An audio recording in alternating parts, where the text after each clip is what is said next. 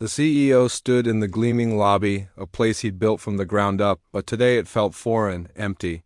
He was there for a memorial service, not for an executive, but for the building's janitor, a man named Arthur. He found Arthur's son, Daniel, standing quietly by a portrait that had been set up.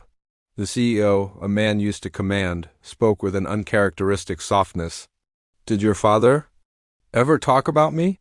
he asked, a hint of curiosity, maybe even vanity, in his voice. Daniel offered a small, knowing smile. "He talked about everyone." The CEO raised an eyebrow, intrigued. He'd always seen Arthur as just part of the background, a silent fixture who kept the place clean. He had no idea the janitor had been an observer, a chronicler of the company's life. "Come with me," Daniel said, his voice gentle.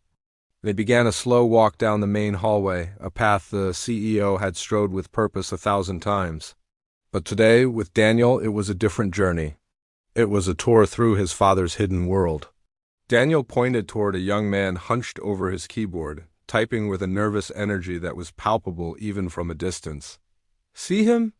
That's Mark. He joined us right out of college." On the day of his interview, he was so flustered he didn't even know how to tie a proper Windsor knot. My dad found him in the restroom, fumbling with his tie, about to give up. He didn't just show him how. He calmed him down, gave him a little pep talk, told him he had the look of a future vice president. Mark got the job. He was now one of their brightest junior analysts. The CEO stared, a flicker of surprise crossing his face.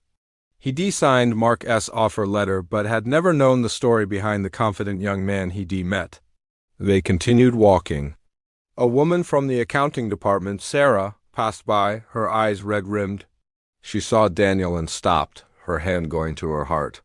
"Oh, Daniel," she whispered, her voice thick with emotion. "I'm so sorry, your father. He was such a good man." She turned to the CEO, dabbing her eyes with a tissue. "He used to bring me hot tea with honey during the late-night shifts when we were closing the quarter.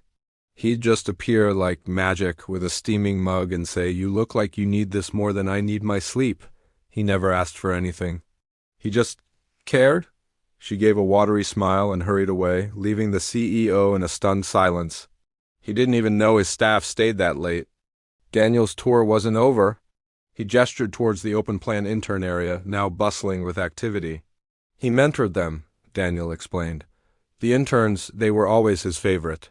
He'd listen to their crazy ideas, their anxieties about the future. He'd give them advice not just about work, but about life. He taught one of them how to change a flat tire in the parking garage. He helped another find a decent, affordable apartment when she first moved to the city, even co-signed the lease because she had no credit history." The CEO's mind was reeling. He remembered the fierce competition among the interns each summer, the pressure cooker environment he'd intentionally fostered. He'd believed it would separate the wheat from the chaff. He never imagined a janitor was quietly nurturing them, keeping their spirits from breaking. "And it wasn't just the new people," Daniel went on, his voice a steady, calm stream of revelation. "He was the office peacemaker. Remember that huge argument between the sales and marketing VPs last year? The one that almost derailed the Q4 product launch?" The CEO nodded grimly. He remembered it all too well. It had taken 3 executive meetings to smooth things over. "My dad saw them shouting in the hallway," Daniel said. "He waited until they'd gone back to their offices, fuming. Then he went to one and then the other. He didn't take sides, he just listened. He told me he reminded them that they were both trying to get to the same destination, just taking different roads. The next day, they were having coffee together, figuring it out." The CEO stopped walking. He leaned against the wall, the polished marble cool against his suit jacket. He had brokered million-dollar deals, faced down hostile boards, navigated economic downturns. Yet he had been completely oblivious to the intricate human ecosystem thriving right under his nose, managed not by his hand-picked executives, but by the man who polished the floors. There were so many others. Daniel's voice was softer now, filled with a mix of pride and sorrow. People who were on the verge of quitting, burned out and ready to walk away. He'd find them. He'd sit with them in the break room after hours and just talk. He'd tell them stories about his own life, his own struggles. He'd remind them why they started, what they were passionate about. More often than not, they'd come in the next day with a new perspective, ready to try again. A heavy silence settled between the two men. The CEO finally looked at Daniel, his eyes filled with a dawning understanding. He did all that so quietly, he said, more to himself than to Daniel. He thought of all the leadership seminars he'd attended, the books on management theory lining his office shelves, the titles and hierarchies he'd so carefully constructed. Daniel nodded slowly. He had a saying, he said, looking at the portrait of his father.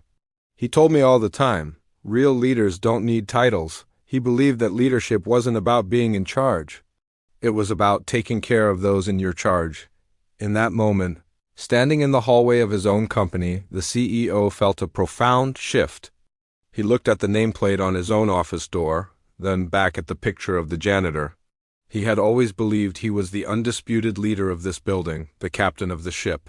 But now, for the very first time, he wondered if the greatest, most influential leader his company had ever known wasn't the one in the corner office, but the one who had quietly walked the halls for 30 years, armed with a mop, a kind word, and a janitor's badge. And he knew, with a certainty that shook him to his core, that the company would be a poorer place without him. He wasn't just mourning a janitor, he was mourning a giant. Thank you for watching. If this story touched you, please consider liking the video and subscribing to our channel for more content that inspires and makes you think. We all have the power to be a leader in someone's life, no title required. See you next time.